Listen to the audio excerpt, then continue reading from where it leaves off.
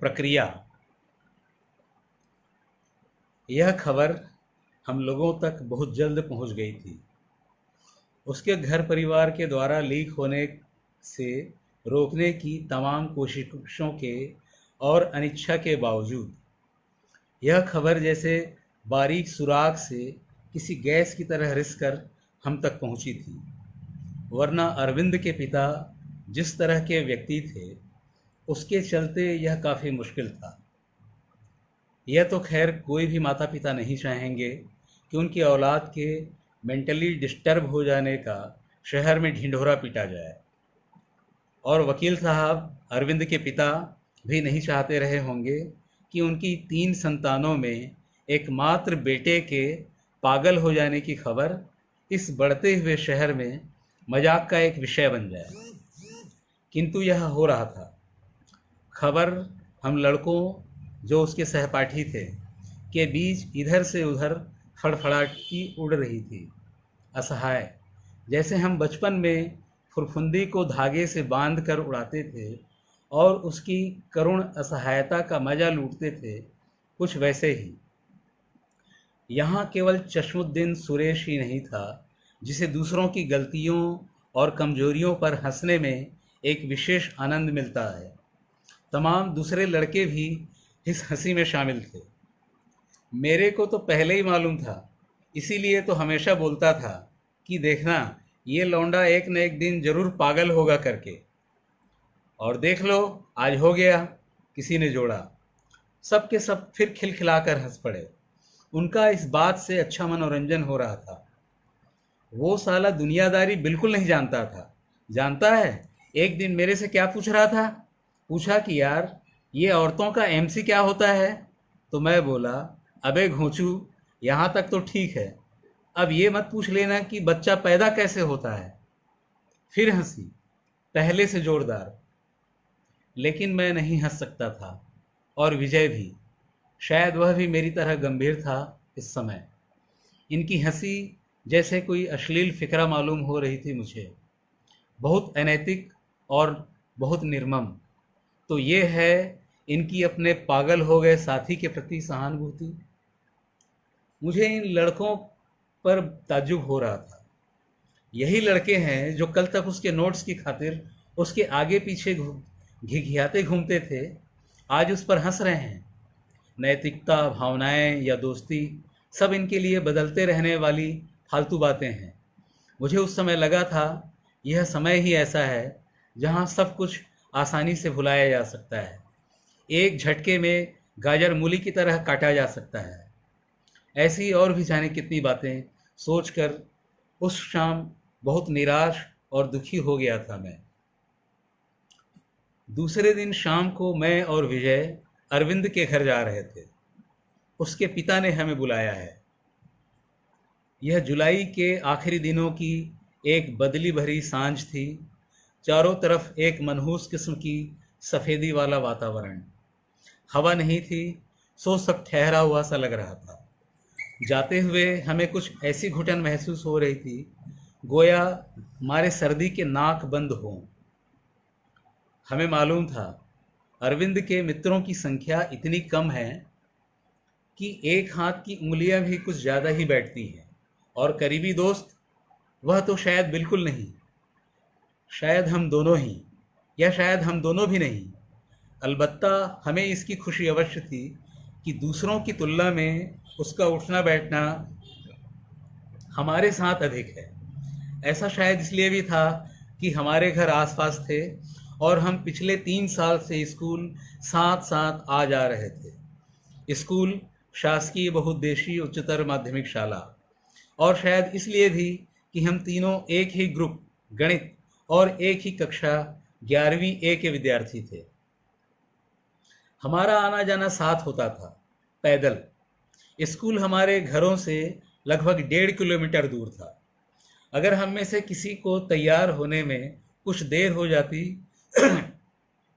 तो उसके तैयार होने तक रुका जाता था, और देर हो जाने पर पाठक सर के रूल की मार हम तीनों की हथेलियां खाती। स्कूल जाते हुए प्रायः हम जल्दी में होते कि देर ना हो और सज़ा से बच जाएं। लेकिन लौटते हुए वक्त हमारा होता था।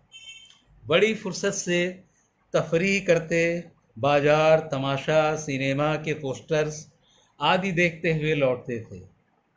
जाने कहाँ कहाँ की बातें करते हमारा रास्ता कट जाता था और हमें पता नहीं चलता था। उम्र के साथ हम बड़े हो रहे थे और विषयों के प्रति गंभीर। यह सिलसिला उस साल की गर्मियों में टूट गया था जब हमारी स्कूली पढ़ाई समाप्त हो गई थी। हम तीनों ने मैट्रिक पास कर लिया था। कक्षा में हर साल की तरह अरविंद को सबसे ज़्यादा नंबर मिले थे। वह हमारी कक्षा का सबसे तेज विद्यार्थी था। हमारी कक्षा के बहुतेरे लड़कों ने इस साल मई में प्री इंजीनियरिंग टेस्ट की परीक्षा दी थी। जाहिर है हम तीनों ने भी। और चूंकि अपने राम को इसमें चुने जाने की बहुत उम्मीद नहीं थी, मन में ये था कि अंधेरे में तीर लग जाए तो लग जाए। पूर्ण विश्वास नहीं था, इसीलिए साइंस कॉलेज में दाखिला ले लिया। विजय ने भी यही किया, क्योंकि डर यह बना हुआ था कि हमारी स्थिति धोबी के कुत्ते की तरह न हो जाए, न घर का न घाट का। हम माया और राम में से एक को पाना ही चाहते थे, इसलिए हमने अपने घाट चुन लिए। अरविंद की बात अलग थी। उसे अपनी योग्यता पर, क्षमता पर पूरा भरोसा था। वह इसमें चुन लिया जाएगा, इस बात का पूरा यकीन हम सबको था। उसे तो खैर था ही, इसलिए वह सिर्फ इसके नतीजे की प्रतीक्षा कर रहा था। और सप्ताह भर पहले ही इसके परिणाम घोषित हुए। जैसे कि हमें आशंका थी कि हमारा सिलेक्शन नहीं हुआ, इसका हमें बेहद दुख हुआ था।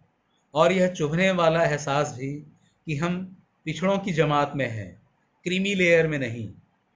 हमारे सुखमय भविष्य के रंगीन चमकदार सपने टूट कर बिखर गए थे, चूर चूर।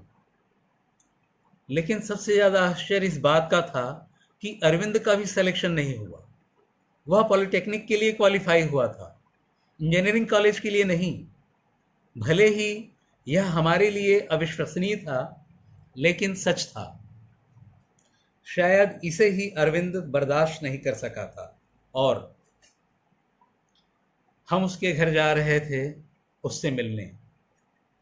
मुझे अजीब सी बेचैनी हो रही थी और काफ़ी घबराहट भी, जो आज तक उससे मिलते हुए नहीं हुई थी। अब हमारे लिए वह बदल चुका था। उसके बारे में तरह तरह की कल्पनाएं बन बिगड़ रही थी। एक अहम सवाल तो यह था कि हम उससे मिलने पर कहेंगे क्या, और वह इन्हें समझेगा या नहीं। हम करेंगे क्या? क्या मातम सा मनाते हुए रोनी सूरत लेकर उसके सामने बैठे रहेंगे और हम अपनी सहानुभूति रबर की मानिंद खींचते रहेंगे? वह इस समय पागल है। पागलों को लेकर आज भी मन में एक भय रेंग जाता है। उसे हमारी कौन सी बात अच्छी लगेगी या किस बात पर नाराज हो जाएगा, समझ से परे था। हो सकता है वह गुस्से में सामने पड़ी किसी भी चीज़ को हमारे सर पर दे मारे, क्योंकि ऐसी शिकायत हम उसकी सुन चुके थे। आखिर है तो वह पागल। उसके घर का पहला कमरा बैठक होने के साथ साथ उसके पिता का ऑफिस भी था। उसके पिता शहर के जाने माने वकील हैं। कमरे में 3 तरफ लकड़ी की शीशेदार अलमारियां थीं, जिनमें कानून की किताबें थीं, काले कपड़े की जिल्द वाली ढेर सारी मोटी मोटी किताबें। बाप रे, इतनी सारी किताबें! मुझे हमेशा हैरानी होती थी कि कैसे कोई एक जीवन में इतनी किताबों को पढ़ पाता होगा। तभी मैं फैसला कर लेता कि चाहे जो हो, मुझे वकील तो हरगिज़ नहीं बनना। कौन पढ़ेगा इतनी किताबें? हाँ, इन्हें पढ़ने वाले आदमी के प्रति मैं सम्मान से जरूर भर जाता। अरे आओ आओ बेटा। उसके पिता हमें देखते ही चहके। उनका ऐसा चहकना हमारे लिए नया था, बदला हुआ रूप था। वरना आज तक हमारे सामने रिजर्व बने रहते। उनके बेटे के मित्र होने का भी सम्मान या प्रेम उनकी आंखों में झांकता नहीं था। हम उनके सामने अपने घरों पिछड़ेपन से भर जाते थे कि हम पहचान रहित परिवारों से थे। लेकिन आज खैर, हमें निश्चित रूप से यह अच्छा लगा था और हम अच्छे बच्चों की तरह पिछला सब भूल कर खुश हो गए थे। इस बीच उनसे बातचीत होती रही। उनके सहज होने के प्रयास को हम भांप गए थे। घर पर कुछ असहज घटा हो तो उसकी छाया पूरे घर पर डोलती रहती है। उन्होंने बताया था, इस समय वह ठीक है, सुबह और शाम को जरा ठीक रहता है, बाकी दोपहर को परेशान करता है। शायद दिन की गर्मी का दिमाग पर असर होता है। फिर उन्होंने बहुत प्यार से, जैसे किसी छोटे बच्चे को पुकारा जाता है, भीतर पुकारा था, अरविंद, देखो बेटा, तुम्हारे दोस्त तुमसे मिलने आए हैं। हम बुरी तरह रोमांचित हो गए। यह उसके आगमन की सूचना थी कि बस अभी वह प्रकट होता है। बामुलाहिजा होशियार। हमारी धड़कन नामालूम ढंग से तेज हो चली थी। हम जैसे सांस रोके उसकी प्रतीक्षा कर रहे थे। पागल व्यक्ति का सामना करने का भय हमें पागल बनाया था, और वह सचमुच किसी भूत के समान अचानक दरवाजे का पर्दा हटाकर हमारे सामने आ गया था। मुझे लगता है मेरी चीख निकलते निकलते रह गई थी। हेलो। वह हमारे साथ हाथ मिला रहा है, गजब के उत्साह से। पहली ही नज़र में वह बहुत बदला बदला लगा था। उसका चेहरा उसका नहीं, वरन उससे मिलते जुलते लड़के का लग रहा था। सिर के बाल मिलिट्री के जवानों की भांति छोटे छोटे कटे थे, जिस पर ढेर सारा तेल चुपड़ा हुआ था। तेल कोई खास था, किसी वैद ओझा का दिया हुआ, जिसकी तीखी कड़वी गंध हमारे नथुनों में भर गई थी। ट्यूबलाइट के तेज उजाले में उसका हंसता हुआ विक्षिप्त चेहरा चमक रहा था, जिसे देखकर हमें सस्पेंस फिल्म के किसी डरावने रहस्यमय पात्र की याद आ रही थी। यद्यपि वह सामान्य ही था, मगर हम असामान्य हो चले थे। कुछ देर बाद हम इससे मुक्त होकर सामान्य हुए तो राहत मिली। अब अरविंद को सामने देखकर आश्वस्त हुए थे कि बात अभी ज़्यादा बिगड़ी नहीं है, कि सुधार के बहुत अवसर हैं। इस पल हमें यह भी लगा था कि लड़के साले बेकार में हल्ला मचाए हुए हैं और दो का चार बता रहे हैं। हमारी बातचीत होने लगी। बातचीत बिल्कुल सामान्य, पढ़ाई लिखाई, मौसम, परीक्षा आदि, कि कुछ देर में हम भूल चले कि हमारे सामने कोई ऐसा व्यक्ति बैठा है जो मानसिक रूप से असंतुलित है। इसी बीच मौका देखकर हम दोनों ने अपनी अपनी भूमिका निभाना चालू कर दिया। जिसके लिए हम बुलाए गए थे, हम उसे समझा रहे थे, देखो अरविंद, पीटी में तुम्हारा सिलेक्शन नहीं हुआ, इस बात को भूल जाओ। हजारों लड़के हैं यार जिनका सिलेक्शन नहीं हुआ। ठीक है, बुरा लगता है, लेकिन सब कुछ यहीं ख़त्म नहीं हो गया। इसे इतना माइंड मत करो। हमारा भी चयन नहीं हुआ तो क्या हुआ, अगले साल ज़्यादा तैयारी करके बैठेंगे। कैसे नहीं होगा, और फिर ये तो हमारा पहला चांस था। तुमको इतना निराश होने की ज़रूरत नहीं, तुम समझ रहे हो ना। हम उसे बिल्कुल किसी टाइप्ड और प्रोफेशनल टीचर की तरह समझा रहे थे, शिक्षा दे रहे थे। शायद वही बातें जो उसके घर वालों ने उसे बीसियों बार कही होंगी। इस दौरान हमारी नज़र उसके पिता से मिली थी। चश्मे के भीतर से अपनी पलकें झपकाकर उन्होंने इशारा किया, हाँ ठीक है, चलते रहो इसी तरह। कुछ देर हम इसमें लगे रहे थे। हम जाने क्या क्या उसे समझाते रहे। हमें नहीं मालूम था कि वह सुन भी रहा है अथवा नहीं, लेकिन इतना ज़रूर है कि हम इसे अद्भुत उत्साह से कह रहे थे, बेहद महत्वपूर्ण जिम्मेदारी समझकर कह रहे थे। गोया ऐसा करते हुए हम एकाएक बहुत काम के और महत्वपूर्ण आदमी बन गए हों।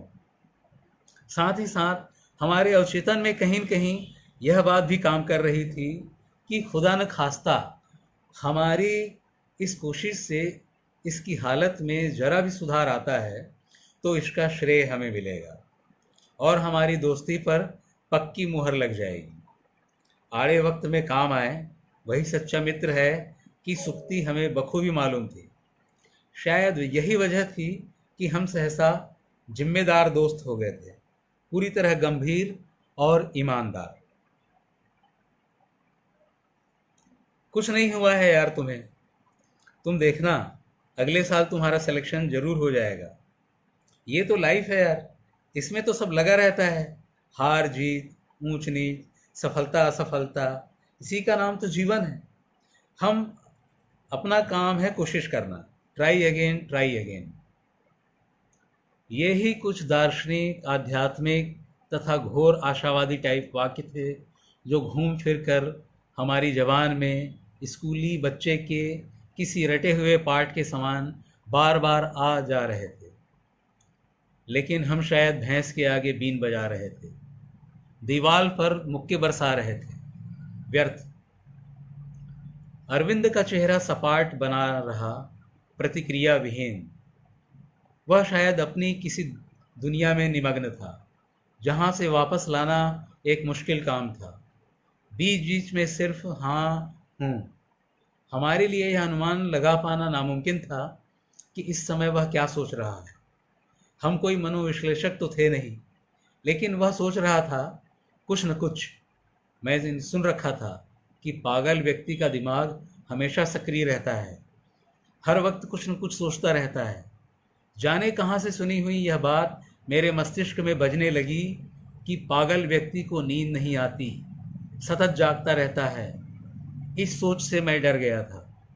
अरविंद पिछली कितनी रातों से जाग रहा है। तुम लोग मेरे घर वाले को समझाते क्यों नहीं? वह एकाएक उत्तेजित होकर हमसे कहने लगा। वो मेरे को पागल समझते हैं, जबरदस्ती मुझको डॉक्टर के पास पकड़ के ले जाते हैं। अब तुम ही लोग बताओ, क्या मैं पागल हूं? अगर मैं पागल होता तो मेरा 88% आता।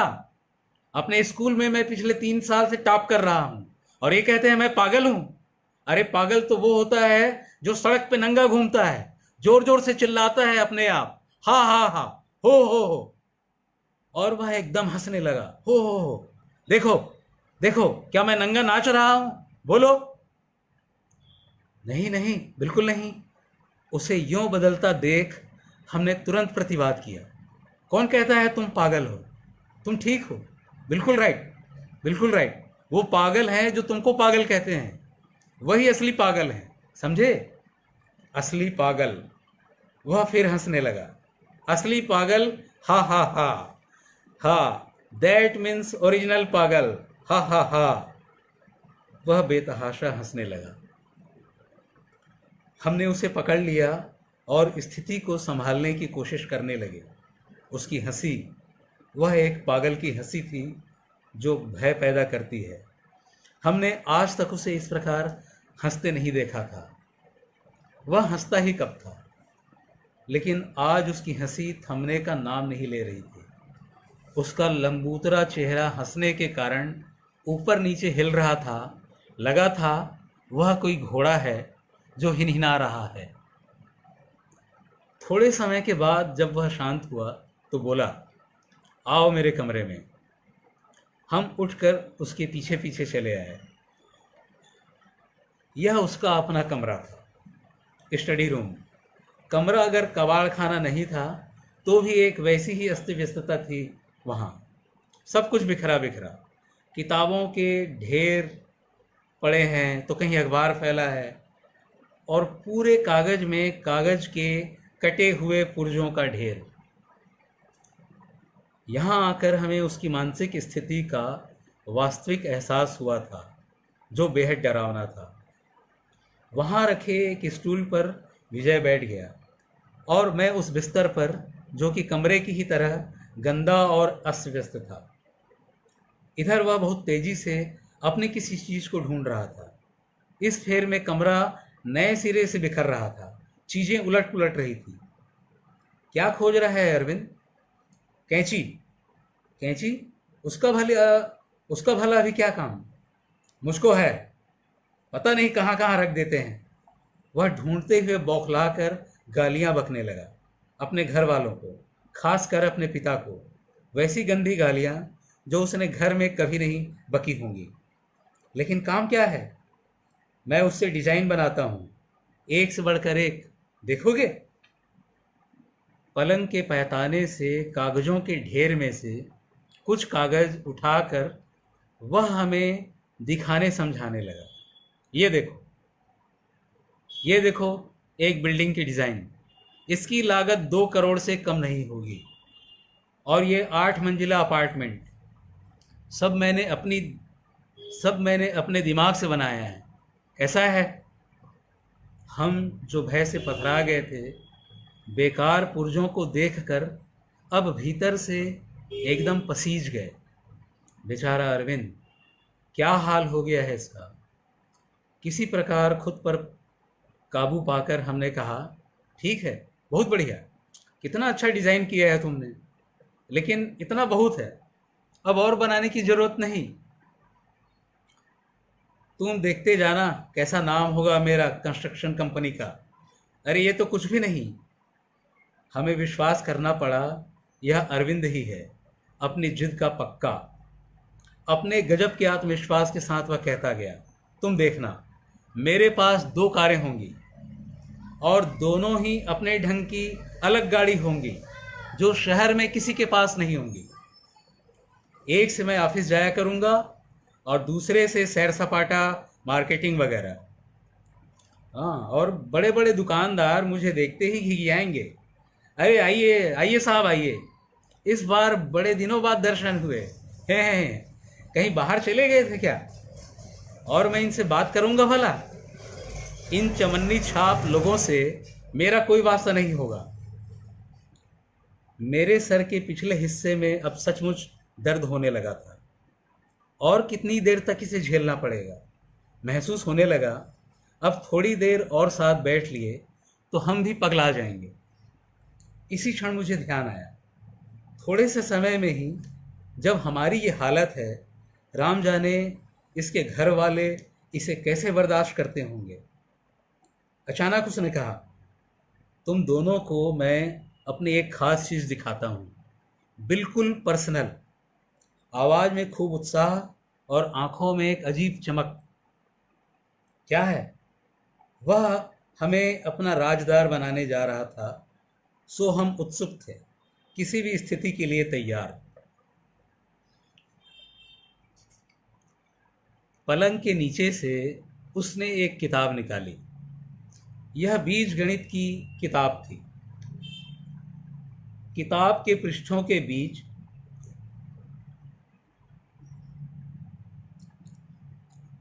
किताब के पृष्ठों के बीच कहीं एक चित्र था, जिसे उसने बहुत आहिस्ते से बाहर निकाला और हमारे सामने रख दिया। ये देखो, इसे मैंने बनाया है। ये किसका चित्र है? हमने ऐसे ही पूछा, इस पर जरा भी ध्यान न देते हुए। देखो, जरा गौर से देखो और पहचानो। वह जैसे हमारी परीक्षा ले रहा था। चित्र किसी लड़की का था। हम उसे ध्यान से देखने लगे और पहचानते ही चौंक पड़े। अरे! लेकिन आवाज़ को दबाकर पूछा, ये वीना है ना? Yes, you are right. वह मुस्कुराया। हमें पता था अरविंद कोई चित्रकार नहीं है, इसके बावजूद यह चित्र उससे बहुत अच्छा बन पड़ा था कि अपने अनगढ़पन के बावजूद तस्वीर से उभर कर वीना ही आ रही थी। वही कंधे तक कटे हुए बाल, जो इन उन दिनों आजकल के फैशन की तरह आम नहीं था, कम से कम हमारे शहर में। आँखों पर लेंस वाला चश्मा और ठोड़ी पर छोटा सा तिल, सब कुछ वही। तुमने तो कमाल कर दिया यार। हम विस्मय मिश्रित मुग्धावस्था में थे। तारीफ में बस यही निकल रहा था, कमाल कर दिया। और सचमुच यह कमाल था, क्योंकि हमें मालूम था कि इसे उसने वीना का फ़ोटो देखकर नहीं बनाया है, क्योंकि यह बात कल्पना से परे थी कि वीना ने अरविंद को अपना फ़ोटो दिया होगा। यह अरविंद की कल्पना शक्ति का कमाल था। इस चित्र को देखते ही हमारी शिथिल पड़ती उत्सुकता जाग गई। थकते दिलो दिमाग में एक नए उमंग और शक्ति का संचार हो गया। हम जोश भर गए। अबे, इसको कब बनाया? हम भूल चले कि यह मेंटली डिस्टर्ब है। कुछ महीने पहले। बता, है कि नहीं वही? है तो, मगर तुम इसे हम हिचक रहे थे कहने में, क्योंकि वास्तविकता कुछ और ही थी। मैं शादी करूंगा तो इसी से, वरना करूंगा ही नहीं, यह मेरी प्रतिज्ञा है। उसकी यह भीष्म पितामही प्रतिज्ञा सुनकर हम एक बारगी सकपका गए। इस पर उसका इतना आत्मविश्वास, हमें उससे इतने बोल्ड और डायरेक्ट की प्रतिक्रिया की उम्मीद नहीं थी। वह कह रहा था, तुम देख लेना। यह अरविंद के बात करने का एक खास लहजा था, एक अजीब जिद से भरी ठोस आवाज़, जिसे चुनौती देना बहुत मुश्किल होता। मैं वीणा का चित्र देखते हुए सोचने लगा, पट्टे ने इसे कितनी लगन और मेहनत से बनाया होगा, और शायद बहुत चाहत से। इसी क्षण वह मुझे तमाम लोकप्रिय प्रेम कहानियों के नायक के समान लगा, जिन पर कई फिल्में बनी हैं। तो यह इस मजनू की लैला का चित्र है। इसका मतलब यह उससे प्रेम करता है। मुझे अच्छा लगा। प्रेम हमेशा अच्छा ही लगता है। विजय ने उससे पूछा, तो उसे लाइक करता है? Don't say like. वह एकदम बमक पड़ा और दांत पीसते हुए बोला, I love her and you know I will marry with her. तुम देखते जाना, तुम दोनों को मेरी बारात में जाना पड़ेगा। बोलो, चलोगे कि नहीं? वह हम पर हावी था। हमने कहा, अरे यह भी कोई पूछने की बात है? फिर पूछा, मगर वीना चाहती है ऐसा? वो, उसके चाहने न चाहने से क्या होता है? मुख्य बात यह है कि मैं उसे चाहता हूँ। यह ज़्यादा इम्पोर्टेंट बात है। फिर अपने समाज में शादी के बाद हर पत्नी अपने पति को चाहने लगती है। उसने अनजाने ही जैसे पूरे भारतीय समाज में विवाह का यथार्थ प्रस्तुत कर दिया था। हमारी स्थिति तरस खाने लायक थी। हम न हंस पा रहे थे न रो। फिर भी मैंने उसे अपनी जानकारी, जो सच थी, बताने का प्रयास किया। लेकिन यार, मैं तो सुनता हूँ वो सत्येंद्र अरोड़ा को पसंद करती है। सत्येंद्र, जो अभी भोपाल इंजीनियरिंग कॉलेज में पढ़ रहा है, वह उसी के साथ घूमती फिरती दिखती है। मैं जान से मार डालूंगा उस अरोड़ा को। जो भी मेरे रास्ते में आएगा मार डालूंगा। उसकी आंखों में हिंसक चमक उभर आई। वह गालियां बकने लगा। हम इस बात से बहुत ज़्यादा डर गए कि मामला कहीं और बिगड़ न जाए। हम उसे समझाने लगे, शांत कराने लगे। एक कभी न हो सकने वाली बात को उसकी खातिर मान गए कि वीना की शादी तुम्ही से होगी, और ज़रूर होगी। वीना सभरवाल हमारे स्कूल में न पढ़ने के बावजूद हमारी क्लास 11वीं की सबसे ज़्यादा चर्चित लड़की। वह हमें दुनिया की सबसे सुंदर और शानदार लड़की मालूम होती।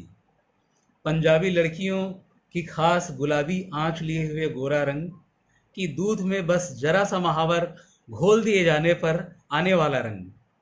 उसकी ठोड़ी पर तिल, किसी शायर की उपमा लेकर कहें तो दौलते हुस्न पर तैनात दरबान।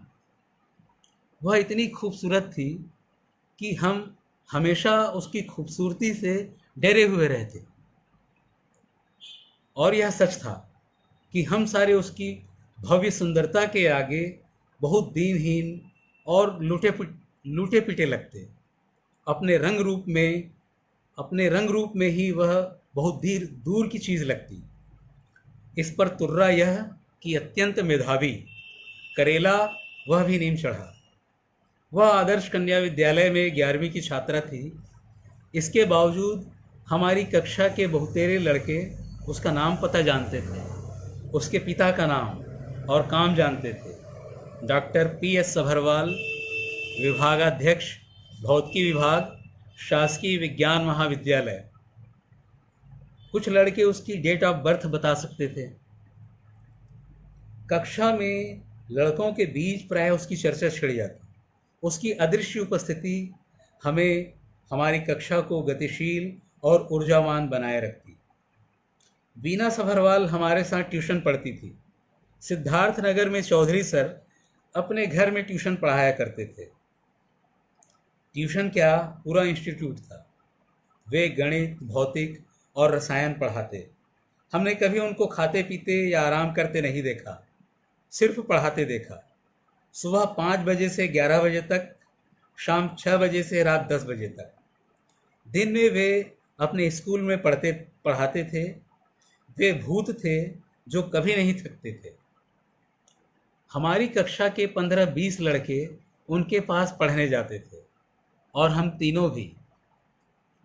हम सुबह 8 वाली बैच में थे। यह हमारी खुशनसीबी थी कि वीना सफरवाल हमारे बैच में थी, हमारे 10 छात्रों के बीच की अकेली लड़की, अकेली और हिम्मतवर और प्रतिभाशाली। किसी दिन हमसे वह बात कर लेती, यूँ ऐसा कम ही होता, तो हम समझते आज का दिन महान हो गया। उसके द्वारा कहे गए 2-4 वाक्यों की गूंज दिन भर कानों में बनी रहती, हमारे बाहर भीतर एक तरंग बना रहता। कभी कभी हम लड़के इस बात पर चर्चा करते कि वह रूपसी वाला हमारे बारे में क्या सोचती है, तो कहते, अबे हवा में इतना न उछलो, पक्की बात जान लो कि वो लौंडिया हमें अपने बाप के चपरासी से ज़्यादा कुछ नहीं समझती। और इस निष्कर्ष पर पहुँचते कि हमें दिन में सपने देखना छोड़ देना चाहिए, कि कोई अतिशय भावुकता वाली मूर्खतापूर्ण चालू सिनेमाई घटना ही हमें मिला सकती है, और यह किसी दैवी चमत्कार से ही संभव है। उसकी मेधा को चुनौती देने वाला अगर कोई हमारे बीच था तो वह अरविंद ही था। पढ़ाई लिखाई में सदा अव्वल। अरविंद वीना से 20 ही था, इतना तेज कि चौधरी सर उससे घबराते रहते। इस लड़के का कोई भरोसा नहीं, जाने कहाँ से किस किताब से सवाल लेकर आ जाए और कहे कि सर हल करा दीजिए। यहाँ एक अघोषित मुकाबला था वीना और अरविंद के बीच। कोई किसी से पीछे नहीं रहना चाहता था। वीना का गणित कुछ कमज़ोर था, लेकिन वह केमिस्ट्री में अरविंद से आगे थी, जबकि अरविंद के गणित और भौतिक काफ़ी मजबूत थे। चौधरी सर हर हफ्ते हमारा टेस्ट लेते। इसमें उनके बीच वही हाल, तू डाल डाल मैं पात पात। हमें मज़ा तब आता जब वीना पिछड़ जाती। एक खास किस्म का सुख होता जो प्रतिद्वंदी के हारने पर मिलता है। हम कामना इसी की किया करते कि वह पराजित हो और स्वीकारे कि वही दुनिया में सर्वश्रेष्ठ नहीं है, और यह भी स्वीकारे कि लड़कियां अंततः लड़कों की बराबरी कभी नहीं कर सकती। वह हमसे दूर थी, शायद इसीलिए हमारे भीतर यह बैर भाव पलता था।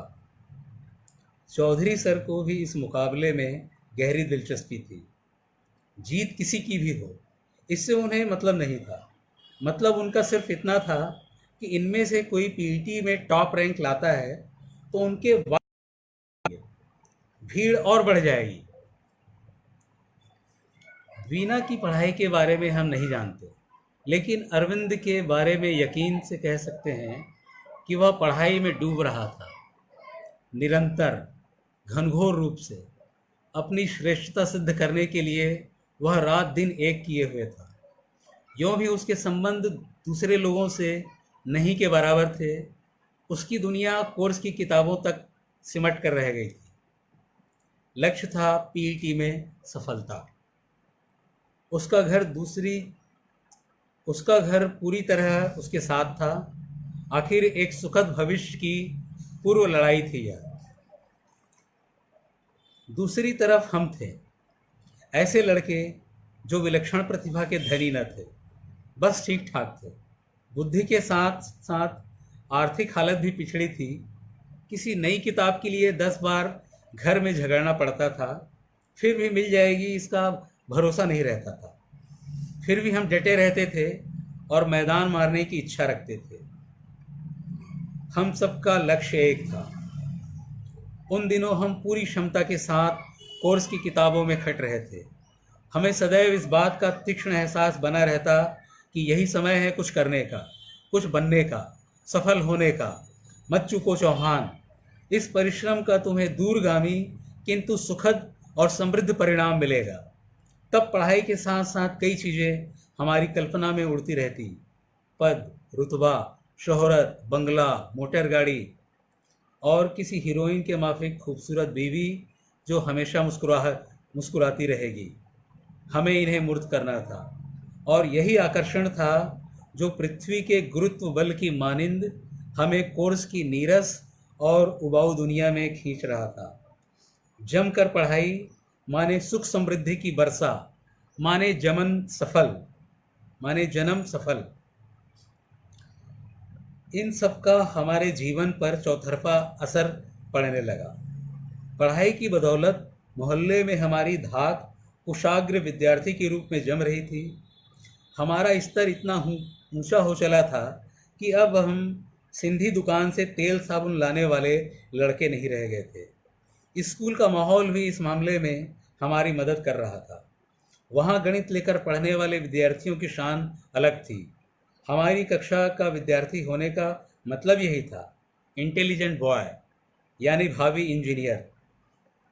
इस बहाव में हमें इस बात का तनिक भी एहसास नहीं था कि कैसे हम विशिष्ट बनने के फेर में धीरे धीरे अपने समय और समाज से कटते जा रहे हैं। एक सुखद भविष्य की कामना में अपने वर्तमान और जीवन से कटते जा रहे हैं। हम भूल चले थे कि शहर से होकर बहने वाली नदी उत्तर में है अथवा दक्षिण में, या कि पास ही गांव में अमरूद का एक बगीचा है जहां अक्सर हमारी उम्र के लड़के धावा बोलते हैं। हमें पता नहीं चलता था कि उत्तरी भारत में भूकंप से हजारों मारे गए और इससे भी ज़्यादा बेघर हो गए, या यह कि कल पंजाब में आतंकवादियों ने बस में 74 निर्दोष मुसाफिरों को भून डाला।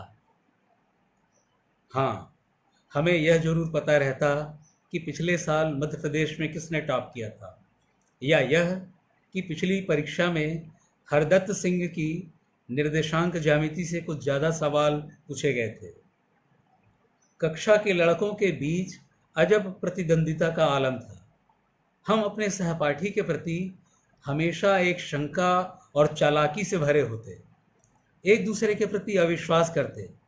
हम अपनी पढ़ाई और तैयारी दूसरों से छिपाते ताकि वह आगे न बढ़ पाए। ऐसे में स्वाभाविक था कि हम झूठ बोलने लगे। हमारी दोस्ती इतनी कमीनी थी जो हमें एक दूसरे से पास आने से रोकती थी। हमें लगता यह दुराव की नीति हमारे आगे बढ़ने की जरूरी शर्त है। हम इतने घाघ हो चले थे कि सहपाठी के बार बार पूछने पर भी प्रश्नों के उत्तर या हल नहीं बताते थे। यद्यपि हमें मालूम होता और सोचकर खुश होते, चलो एक दुश्मन साफ हुआ। इस मामले में अरविंद विकट निर्मम था। वह बगैर किसी नरमी या उदारता के कह देता, इसका हल मुझे आता है लेकिन बताऊंगा नहीं, और सहपाठी की असहायता पर हंस देता। इस प्रकार हम पढ़ रहे थे। अरविंद के पास उस शाम हम लगभग 2 घंटे बिता कर लौट आए। वह अभी पागलपन के दौर में है, यह हमने जान लिया था। हमें अंदाज़ा नहीं था उसे ठीक होने में कितना समय लगेगा, 2-4 महीना या इससे भी ज़्यादा। बाद में उसकी हालत सुधरती गई, उसका इलाज चलता रहा। कुछ महीने बाद वह बिल्कुल स्वस्थ हो गया और सामान्य। वह फिर पीएचडी की तैयारी में जुट गया। अगले साल उसका चयन हो गया। उसके इंजीनियरिंग में जाने के बाद हमारा मिलना जुलना बहुत कम हो गया। हमारे रास्ते अलग हो गए। पढ़ाई के बाद उसकी सरकारी नौकरी लग गई। आजकल वह यहाँ नगर निगम के टाउन प्लानिंग में सहायक कार्यपालन यंत्री है, अधिकारी। अब वह इंजीनियर जायसवाल साहब है। विजय जबलपुर में एक निजी कंपनी में टेक्नीशियन है और मैं अपने शहर में शिक्षा विभाग में क्लर्क। एक लंबा अंतराल है, उसके बाद का ये दृश्य है। मैं कई महीनों या साल के बाद उससे मिल रहा था। उससे एक खास काम के सिलसिले में मिलना हो रहा था। हमारे स्कूल के चपरासी हैं गोविंद देशमुख। उसे नगर निगम से अपने निर्माणाधीन घर का नक्शा पास कराना था। अरविंद के अनुमोदन और दस्तखत की ज़रूरत थी। हम शाम उसके सरकारी आवास पर पहुँचे। वह घर पर था। चेहरे मोहरे से कुछ अधिक नहीं बदला था। हाँ, वह मुटा रहा था अच्छा खासा। उसने हंस उसने हंसते हुए मुझसे हाथ मिलाया और हाथ मिलाते हुए मुझे बड़ी खुशी हुई कि हम इतना समय गुजर जाने के बाद फिर उन पुराने दिनों में लौट रहे हैं। हम सोफे पर अभी आराम से बैठे भी नहीं थे कि उसने पूछा, कैसे आना हुआ? इस जरा से सवाल ने मेरे भीतर भूचाल पैदा कर दिया। मैं वह सारी बातें भूल गया जो अपनी मूर्खतावश सोचता आया था कि हम कुछ देर अपने पुराने दिनों में लौट जाएंगे और उन साथियों को याद करेंगे। लेकिन वह हमें सीधे मतलब पर आने को कह रहा था। मैंने गोविंद देशमुख की समस्या बताई। नक्शा वगैरह सब सबमिट है? जी हाँ सर जी, जी हाँ, गोविंद बोला। ठीक है, देखिए, मेरा रेट 2000 है। अगर देंगे तो आपका काम हो जाएगा। निपट शुष्कता से बिना किसी संकोच के वह कह गया। मैंने पाया गोविंद से बात करते हुए वह जैसे मुझे भूल गया है। मैं एकदम हैरान था। हैरान नहीं, शायद कुछ और। दिमाग सुन्न हो रहा था। फिर भी मैंने जैसे तैसे खुद को समेट कर उससे कहा, अरे देखो यार, ये एक प्यून है और अपने आदमी हैं। इतना कहते कहते मानो मेरी पूरी उम्र बीत गई। मेरी आवाज़ मेरी नहीं थी। वह एक खोखली, पिलपिली और बेजान आवाज़ थी, हल्की, जो कभी भी एक झटके में उड़ाई जा सकती है। अरविंद ने इस पर कहा, ठीक है, आप मेरे दोस्त के साथ आए हैं, इसलिए 1500 में हो जाएगा। गोविंद ने एक पल मेरी ओर देखा। उसकी आंखें ठंडी थी। इसके बावजूद उसकी आंच में मैं मोम सा पिघल गया था। गोविंद ने पर्स से रुपए निकालकर दे दिए उसे। थैंक यू, मुस्कुराया वह। फिर उठते हुए उसने मुझसे कहा, सब करना पड़ता है यार आज के ज़माने में, इसे माइंड मत करना। अब घोड़ा घास से दोस्ती करेगा तो खाएगा क्या? क्यों? और वह जोरों से हंस पड़ा। हंसते हुए उसकी गर्दन फिर घोड़े के समान हिल रही थी। और मज़ा देखिए, उसके साथ मैं भी हंस पड़ा था और गोविंद भी। हम ठठाकर हंस रहे थे। आपको क्या लगता है? आपको क्या लगता है हम, गोविंद और मैं, हंस रहे थे? सचमुच? लेकिन मैं वास्तव में हंस रहा था, एक भरे पूरे आदम कद वाली हंसी, क्योंकि मेरी हत्या हो चुकी थी। पहले मुझे शक था कि वह मुझे पूरी तरह नहीं मारेगा, लेकिन वह मुझे मार चुका था। अरविंद मुझे से कुछ प्राइवेट कहने एक कोने में ले गया और फुसफुसाया, ऐसे ही मुर्गे लाया करो यार, और तुम्हारा भी कमीशन हो जाएगा, तुम इसकी चिंता मत करना। मुझे लगा अरविंद हमारे समय और सामाजिक संरचना का एक बिल्कुल सही उत्पाद है, जैसा कि रसायन शास्त्र में होता है। निश्चित ताप और दाब की प्रक्रियाओं से गुजरने के बाद एक नया किंतु निर्धारित पदार्थ ही बनता है, कुछ दूसरा नहीं बनता। हम बाहर निकल आए। धन्यवाद मित्रों।